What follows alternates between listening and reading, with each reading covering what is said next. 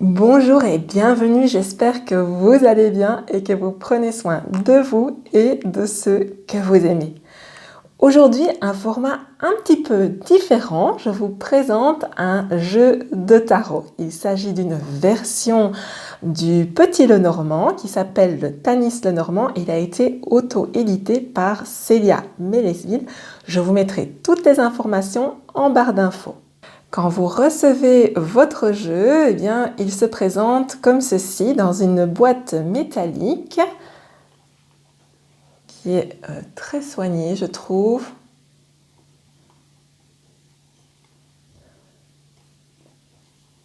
Qui protège aussi bien le jeu. Et puis en l'ouvrant,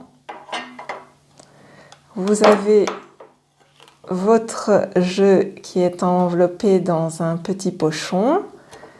Et vous avez aussi le petit livret, un livret qui est rédigé à la fois en anglais et en français. Votre petit pochon renferme votre jeu et vous pouvez l'attraper. Il y a donc d'abord une carte de présentation et puis une carte récapitulative, de nouveau en français et en anglais, avec le numéro de chaque carte, son nom, sa valeur, est-ce que c'est plutôt une carte positive, négative ou neutre, et 2 ou 3 mots-clés qui accompagnent chaque carte pour donner des références et des indications quand on commence dans le Petit Lenormand. Voici comment se présente le dos des cartes, d'une couleur verte pour cette deuxième version, c'était bleu dans la première, un dessin assez agréable et fin. Et puis sur la face avant des cartes, le dessin qui représente la carte en elle-même. Ici au-dessus, le numéro de la carte. On commencera évidemment par présenter la carte numéro 1. Et ici en dessous, la valeur numérique de cartomancie. Donc à savoir ici par exemple un 9 de cœur. Pour les personnes qui sont formées à l'interprétation en cartomancie, c'est une information importante qui se retrouve sur la carte et qui leur permet d'ajouter encore des informations lors de leur interprétation. La carte numéro 1, c'est la carte du cavalier qui nous parle des nouvelles. La carte numéro 2 nous parle du trèfle, de la chance. La carte numéro 3, le bateau, le voyage, le déplacement. La carte numéro 4 nous parle de notre maison, de notre foyer. La carte numéro 5 nous parle de l'arbre. Carte numéro 6, les nuages, avec un côté plus sombre, un côté où ça s'éclaire. En fonction des cartes adjacentes, ça permettra aussi de donner une indication sur où se situe le problème et où trouver l'éclaircie. Le serpent, qui peut parler de séduction, mais aussi de trahison ou encore de muer et de se transformer.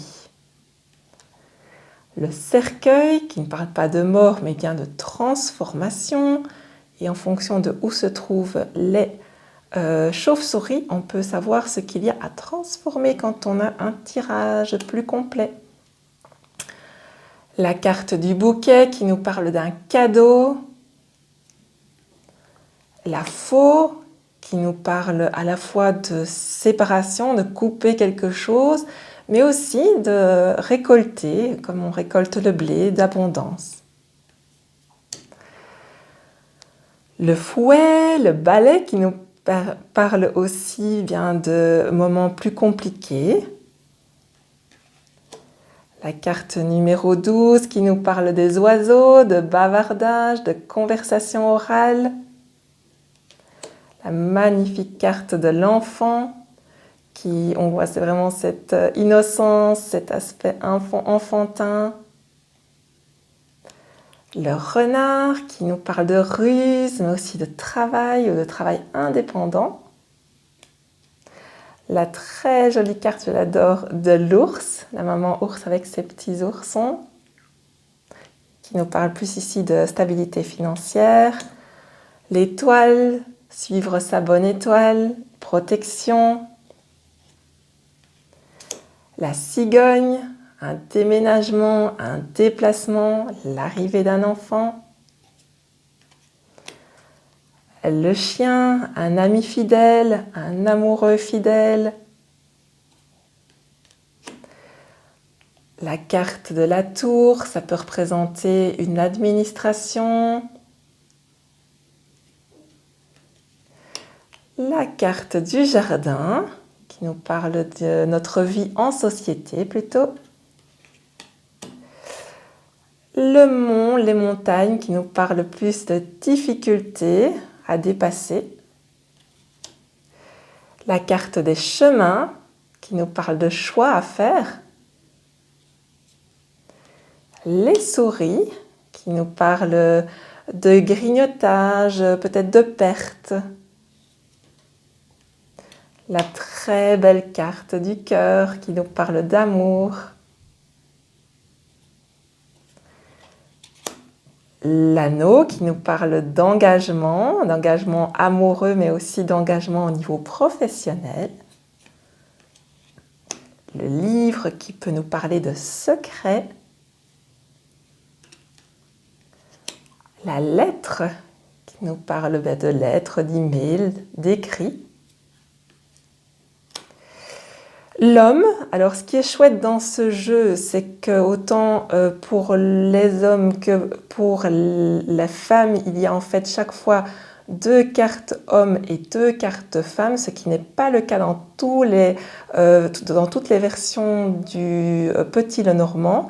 Ce qui permet, par exemple, quand on fait un tirage pour un couple homosexuel, homme ou femme, de voir quelles sont les relations entre les partenaires, en fait. Le lys, qui nous parle de pureté, d'innocence. La très jolie carte du soleil, qui nous parle de réussite, de rayonnement. La très belle carte aussi de la lune qui nous parle de reconnaissance et d'émotion. La carte de la clé qui nous parle de solutions qui sont trouvées. La carte des poissons qui nous parle d'abondance financière. La carte de l'encre qui nous parle de stabilité. Et enfin, la carte de la croix qui peut, selon les écoles de Petit Lenormand, parler soit d'une épreuve, soit aussi de notre foi justement pour surmonter les épreuves.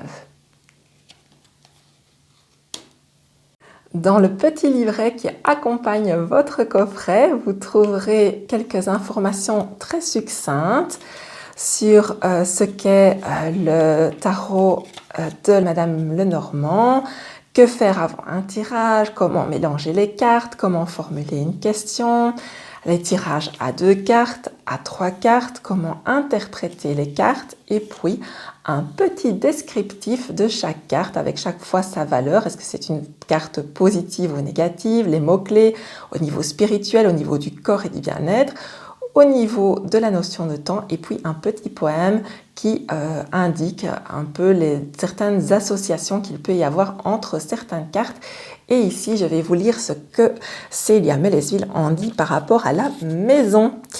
Donc, pour elle, la maison, c'est une carte neutre. Les mots-clés associés à la carte de la maison, c'est le foyer, le quotidien, la sécurité, la stabilité, le confort, notre zone de confort, chez soi et puis la famille. Au niveau spirituel, ça représente notre famille spirituelle. Le corps et le bien-être, c'est l'enveloppe charnelle et la maladie héréditaire. Et la notion de temps représente le temps suspendu. Voici le petit poème qui accompagne. Mon cocon, mon foyer, entre tes murs, je me sens en sécurité. Une fois ta porte franchie, je peux me laisser aller, être moi-même dans ce décor que j'ai façonné. Tu gardes mes souvenirs, tu accueilles mon présent. Et si sur les pas de ma porte un chien vient à s'arrêter, il sera un ami fidèle et un confident. Mais si des oiseaux chantent sous mes fenêtres, alors attention aux voisins cancaniers. Même si ce petit jeu du Lenormand, Tanis Lenormand n'est pas depuis très longtemps dans ma vie, il y a vraiment une belle connexion qui s'est faite entre nous et c'est pour ça que j'avais envie de vous le présenter. Je le trouve enfantin, lumineux, positif et ce que j'aime par-dessus tout aussi, c'est que quand on fait un tirage, on voit directement quel est le symbole de la carte en question. Il y a des jeux où les représentations graphiques sont beaucoup moins claires et je trouve que ça apporte alors de la confusion. Ici, voilà, c'est clair comme de l'eau de roche. Le cœur, c'est le cœur, l'enfant, c'est l'enfant. On ne sait pas se tromper. Et ça, c'est quelque chose que j'apprécie vraiment, en plus de son côté lumineux et positif.